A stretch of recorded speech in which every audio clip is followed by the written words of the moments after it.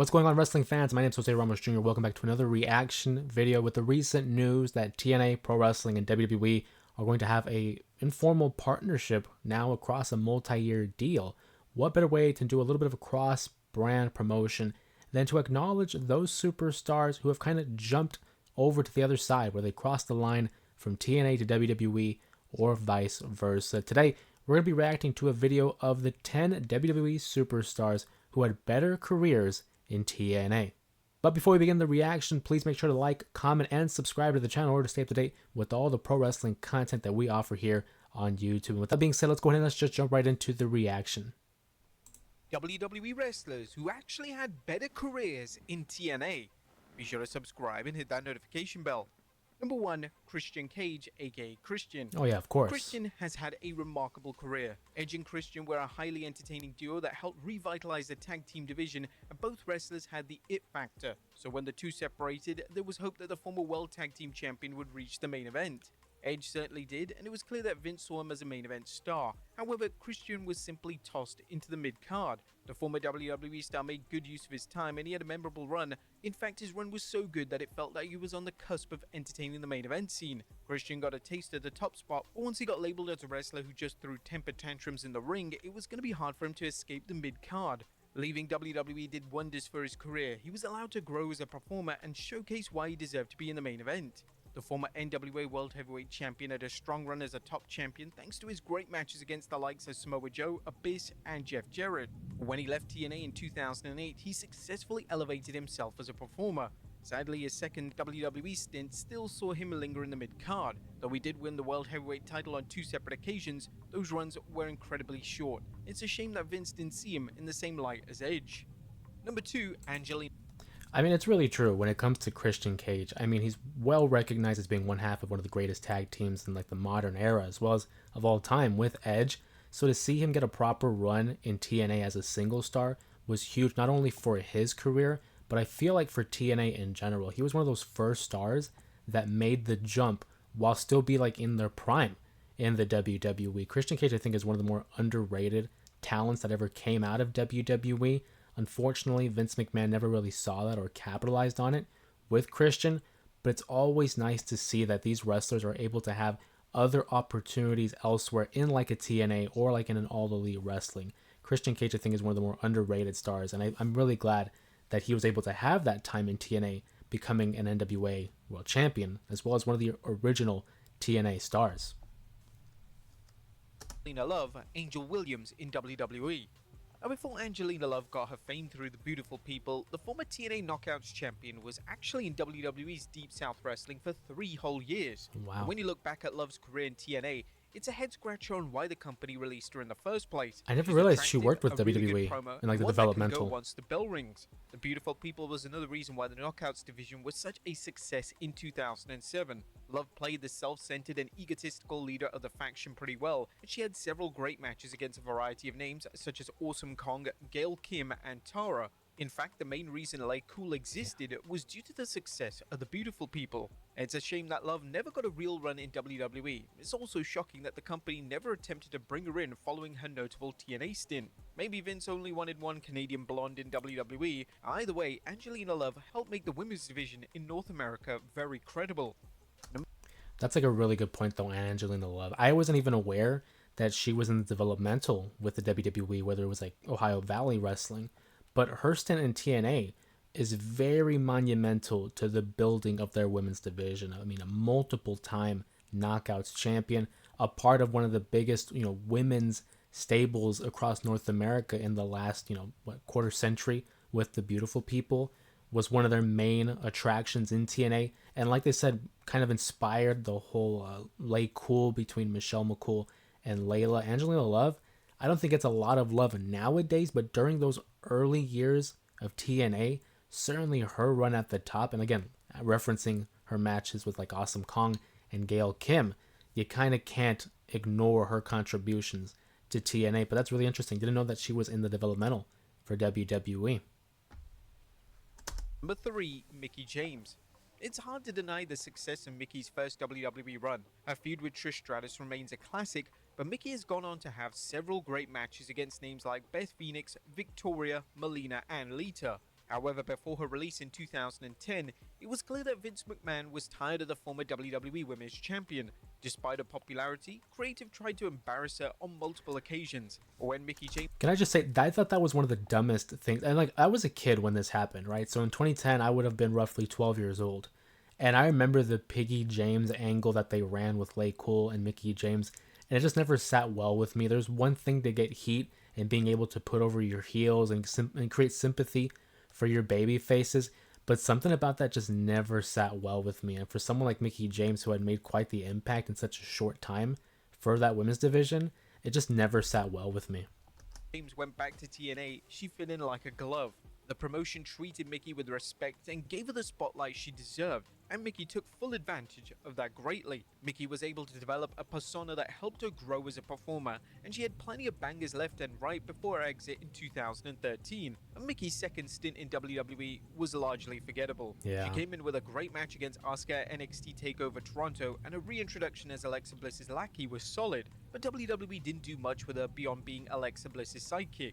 Not surprisingly, she had a couple of strong matches, but it was clear that Vince had no interest in making her the face of the division again. Or when she came back to TNA, she resumed her spot at the top, and her last rodeo storyline was well done. While plenty of fans will first point to Mickie's first stint with WWE as her career best, TNA did a wonderful job of showcasing her strengths throughout both runs. Her TNA run is quite underrated, which is a shame since her best work hasn't been seen by a good portion of the WWE audience. Yeah. Number 4, Jeff Jarrett. Double J. You can't have this list without the Southern God himself, Jeff Jarrett. Now, Jeff Jarrett didn't necessarily have a bad WWE career, but his fallout with Vince McMahon kept him from WWE. In 1999, the former Intercontinental Champion planned on jumping ship to WCW, but the problem was that he was still champion when his contract expired. The plan was for Chyna to beat Jarrett for the Intercontinental title at No Mercy, but the WWE Hall of Famer forced Vince McMahon to give him $200,000 to drop the belt. He got the money, but Jarrett was blacklisted for nearly 2 decades. Jarrett got a nice push in WCW, but guess what? The company shut down in 2001. With WWE not being an option, Jarrett founded TNA in 2002. It was only natural that he pushed himself as a face of the new promotion, as Jeff Jarrett was the World Heavyweight Champion 6 times. Yeah, 6 freaking times. Jeff Jarrett had his moments in TNA, but was he overpushed? Yeah, but there are certainly worse names out there that come close to being the face of TNA. Jeff Jarrett's stint in the promotion was dead. That's crazy. The shout out to Alberto Del Rio and Jeff. I mean, they had their moments there in Impact, but I think it's perfect sense to have Jeff Jarrett on this list. He was a bit of a strenuous relationship with Vince in the WWE for quite some time, obviously in the 90s, being that he kept jumping ship between WCW and then the WWF. But to see him on this list for TNA is kind of interesting because it is technically his promotion. Obviously, we know that he, his father, and a third party as well helped develop Total Nonstop Action. And I do think there is a comment to be made about whether or not he was like pushed early on, given it was his promotion. I believe he won it 6 times, the World Championship, as they referenced. And Jeff Jarrett, his contributions to pro wrestling are debated here and there. And it's interesting to see how he's looking now during his last run in AEW. I feel like the more time that passes, maybe we'll look fondly upon his legacy. But in TNA, I think that the biggest things people take away from is his run at the top, being that it was his promotion, and as well as the whole Kurt Angle, Karen Angle type of issue there as well. Entertaining overall, even though dominating the main event scene got tiring in the mid-2000s. Number 5, Scott Steiner. Scott Steiner's WWE career was a complete bust. It was all downhill for the WWE Hall of Famer after his disastrous feud with Triple H. He was essentially a lower card act by the time he received his pink slip in August of 2004. Steiner just wasn't the same man who took WCW by storm. Still, Scott Steiner is a popular name, so naturally TNA opted to pick up the former WCW World Heavyweight Champion. Admittedly, there isn't a particular classic match that Steiner had in TNA, but Big Papa Pump had plenty of memorable moments during his lengthy stint with the company. Steiner Math. Of course, everyone knows about the unforgettable Steiner Math promo, but that overshadowed moments like Steiner trying to be an announcer for the night, or his conquest of 20,000 women promo on Bobby Lashley. Steiner was treated like a star in TNA, and although he didn't have a stellar track record inside the ring, he was one of the best parts of the promotion thanks to his personality and charisma. Number 6. I think it's easy to remember, or easy to forget, that Scott Steiner did have a run in the WWE prior to like the late 90s, the WCW run there when he was alongside his brother Rick. It was like a blink and you miss it type of moment. And of course, after WCW folded and Scott Steiner returns to the WWE at the 2002 Survivor Series, that run was just completely overshadowed by his feud with Triple H that not a lot of people were fans of. And of course, the whole Test and Stacy Keibler love triangle as well. His run at the WWE, it's really difficult to find something that is worse than that. I mean, it's one of the more forgettable runs, especially for a guy like Scott Steiner, who's a multiple time world champion over at WCW. And in TNA, I think they nailed it on the head. Wasn't really remembered for a lot of great matches, but the moments you cannot deny are among the most entertaining that Scott Steiner has provided for pro wrestling fans. So, I mean, again, another dropped ball there by the WWE. EC3.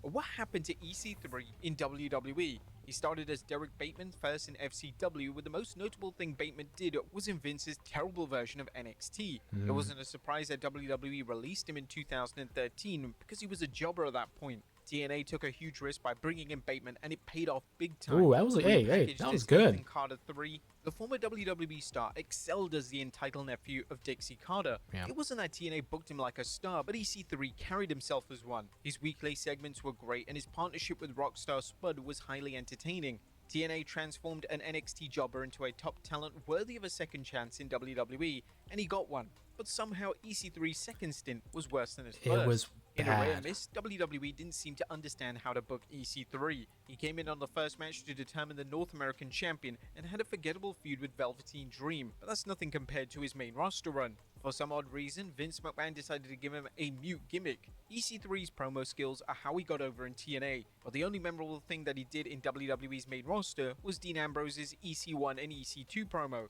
The former TNA World Heavyweight Champion was reduced to the 24/7 title jobber status, so him being released again was a blessing in disguise.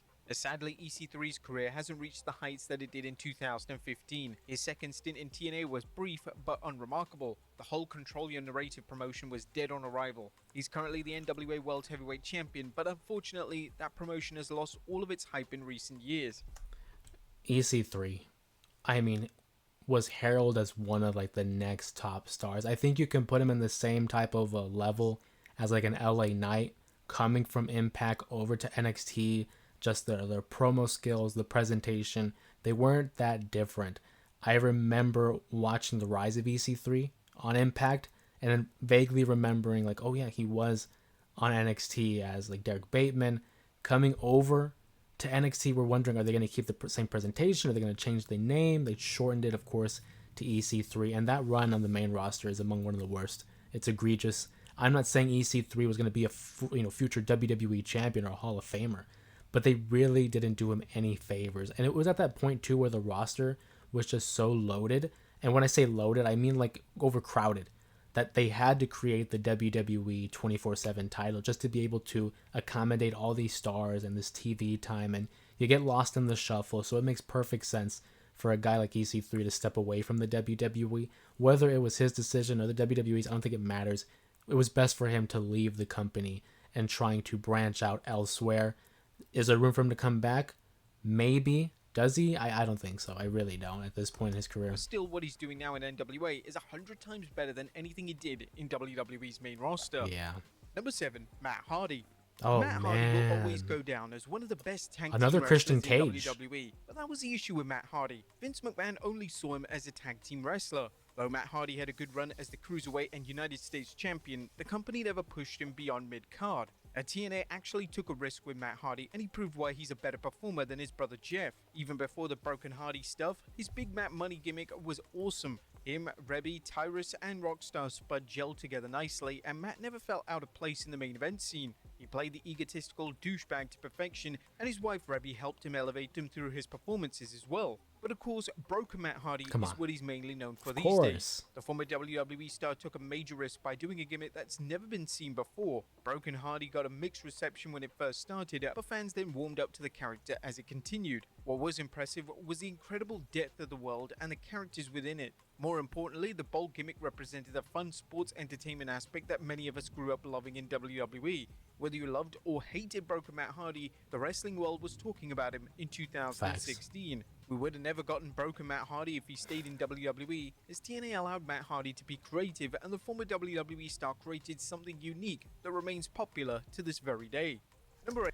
I think when it comes to Matt Hardy is a perfect example that the WWE style of pro wrestling has been very formulaic, and it's been done a certain way under, of course, Vince McMahon. So whenever you have like these promotions like TNA or Ring of Honor at that time, allowing them that opportunity to express their creativity, branching out and performing their preference of style of wrestling or storytelling, that's when you really get to separate the potential from the reality. And Matt Hardy, as a member of the Hardy Boys, was already a made man. They were solidified as one of the more influential and just one of the best tag teams of all time. But then that run as the Broken Hardys and that revolutionary style of matchmaking, the character work, the presentation, everything was just so unique, and it caught the wrestling world on fire. So when we saw them return at WrestleMania 33, it felt like the culmination of like what Cody Rhodes went through in terms of like an excursion of leaving the company that he was with for so long, validating his own talents and demonstrating his own greatness, and then coming back to show everyone like, hey, we are that good with or without the machine. So big shout out to Matt Hardy and TNA, and they're thriving right now as of this recording. Currently, the tag team champions are the Hardy Boys. Love it. Steve Maclin, aka Steve Cutler in WWE. Yeah. Jackson Riker's controversial tweet It's like killed a Steve Cutler's fever WWE dream. career. It made no sense that him and Wesley Blake were punished for what he said, but that's the fate Cutler was dealt with. But instead of fading from the limelight like Riker and Blake, Steve Cutler reinvented himself as Steve Maclin in TNA. The bland and generic wrestler in WWE became a believable badass who helped carry the X Division in 2021 and 2022. When he finally won the Impact World title at Rebellion this past year, it was well deserved because Creative did an excellent job crafting a compelling character who had great feuds with Josh Alexander, Alex Shelley, Trey Miguel, and even PCO. Macklin's release from WWE was unfortunate, but the Forgotten Sons gimmick didn't particularly have a long shelf life to begin with. It's incredible how TNA can transform the careers of names who didn't even seem worthy to stand in the same ring as Roman Reigns or Randy Orton. Of course, a good part of that goes to the talent itself. Maclin was clearly being held back in WWE because Vince and Triple H That sounds about right. It's great Especially that during wrestlers that like time. Maclin can have a successful career without the need for a WWE paycheck. Number 9, Gail Kim. Oh, big The one. least surprising name on this list, as Gail Kim came into TNA with something to prove after a failed WWE stint, and she made a nice addition to the America's Most Wanted act. But it was the introduction of the Knockouts division that finally allowed her to show WWE that they screwed up big time. Gail Kim always had the wrestling ability, but she was able to carry the division because she carried herself like a top star. That's real. I want to like jump in real quick, and I know, some people might not be a fan of me pausing it, but they want more of a reaction. I'm gonna give you more of a reaction here in the take. But with Gail Kim, I think is one of the wasted talents in the WWE. Had a short run between 2003 and 2004, even won the women's title there for a moment. Gail Kim, I think, has solidified herself as one of, if not the best women's wrestler to not really make it in the WWE. She did return kind of in 2009-ish and 2010 and had a run there as well. But her stuff with TNA and the Knockouts division, she was a big proponent as to what, her along with Awesome Kong, were like a big proponent as to why that was being heralded as the best women's division in pro wrestling. It's a shame that they didn't give her that much of love in WWE, or rather just an opportunity. But to see her and being able to highlight herself elsewhere to the point where she could not be denied as one of the very best, I always love seeing Gail Kim, because you just think about what could have been had WWE and Vince McMahon specifically given her that level of confidence and that opportunity that she was able to have with Total Nonstop Action. Kim was greatly missed when she left TNA in 2008, and when she came back after a failed second WWE stint, she didn't miss a single beat within the Knockouts division. Granted, there were points where Kim's act became stale because TNA did overpush the former WWE star, but the quality of her matches always remained high. It's strange how TNA was able to bring out the best of Gail Kim as a character and an in-ring talent, yet Vince seemingly had no clue how to use the former TNA Knockouts champion. Number 10, Taryn Terrell, Tiffany in WWE. Remember the insatiable But like, she was just a Tiffany, GM. ECW manager, had a blink and you'll miss it WWE career. It seemed that she was just another pretty model in the division, but Taryn Terrell turned heads in TNA when she had the incredible last knockout standing match against Gail Kim at Who else Slammiversary. against Gail She would Kim? go on to prove her value in the knockouts division by having fun feuds with Awesome Kong and Brooke Tessmacher. Though the former TNA knockouts champion had a short stint with the company, she made a surprising impact when she was given the spotlight. There's no telling how far she would have gone in WWE had it not been for the incident with her then husband Drew McIntyre, Yeah. but she had enough talent to be the face of the Divas division. Number 11, Brooke Tessmacher. A lot of I know women you guys stars remember here. the Extreme Expose.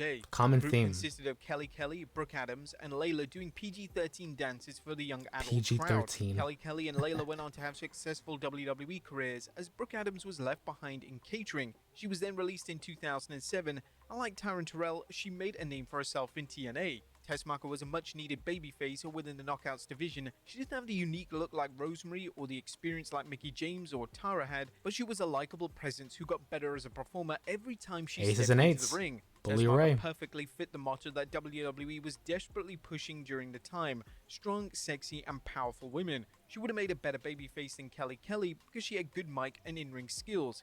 Number 12, Bully Ray. And there he is. Bully Ray being one of the best. Real quick, okay, because I do want to hear what he has to say about Bully Ray. How ironic is it that they were able to take the WWE's like premier 3 tag teams, the Dudleys, the Hardys, Edge and Christian, and take one half of them and elevate those guys as to main eventers and world champions. I mean, they did it with Christian Cage and both Hardys, and with Bully Ray, I mean, was just commonly known as one half of the Dudley Boys, but they turned him into a real heel when it came to like the Aces and Eights storylines and being able to deviate him away from Brother Devon. And I think, first of all, when it comes to Bully Ray, if you listen to his podcast alongside Dave LaGreca and others, the Busted Open podcast, I think he has one of the best wrestling minds in today. I mean, I'm a big fan of Bully Ray's work, not only in front of the camera, but behind the scenes as well. So again, another guy that I was really happy to see get a run in TNA as a world champion.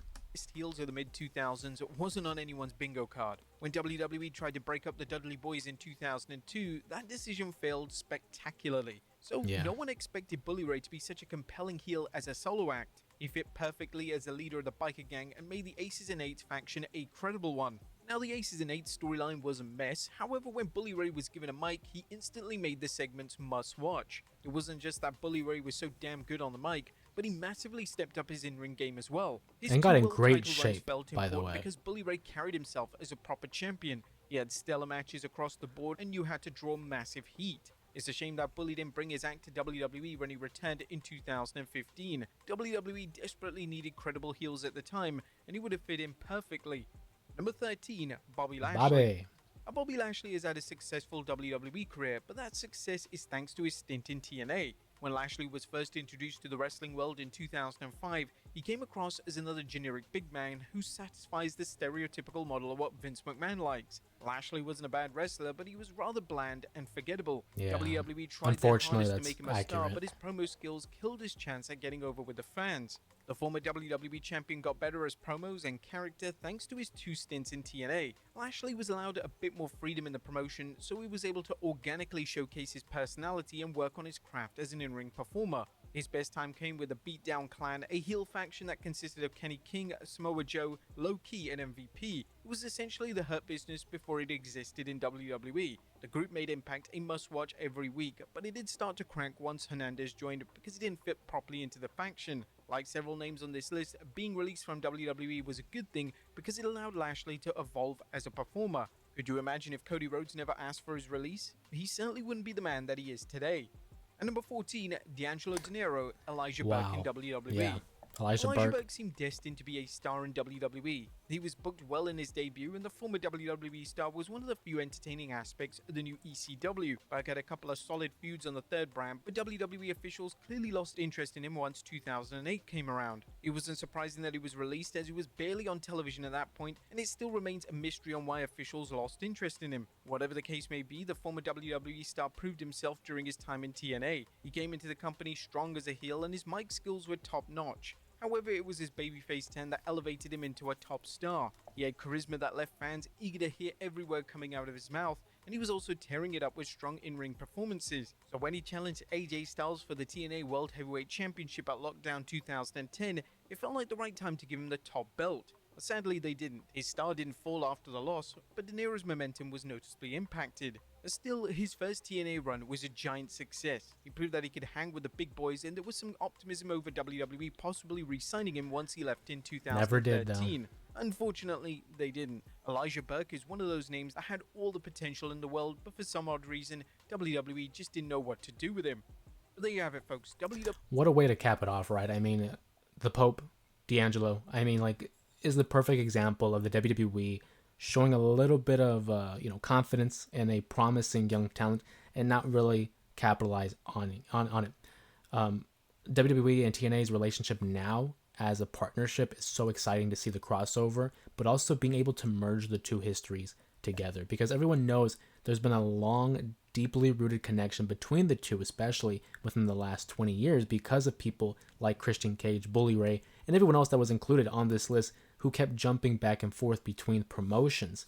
Are there some stars here that have better success than others? Absolutely. But what I love is that the room for potential to acknowledge the history of both promotions and why it's so important to have pro wrestling across North America, whether it's an AEW, TNA, WWE, having so many other promotions being successful only bears well for fans and the wrestlers and everyone else who's involved with production. It's so important for them and their level of success. Hey, if you enjoyed this reaction, please give the video a thumbs up. Comment down below some of your favorite TNA wrestlers that were in WWE or vice versa. And if you haven't already subscribed to the channel, make sure you do so for more reaction videos like this, as well as the J Area Wrestling Podcast and the live streams that we host as we continue to grow the J Area. Of course, my name is Jose Ramos Jr. Thank you for joining me in today's video. I'll see you guys next time.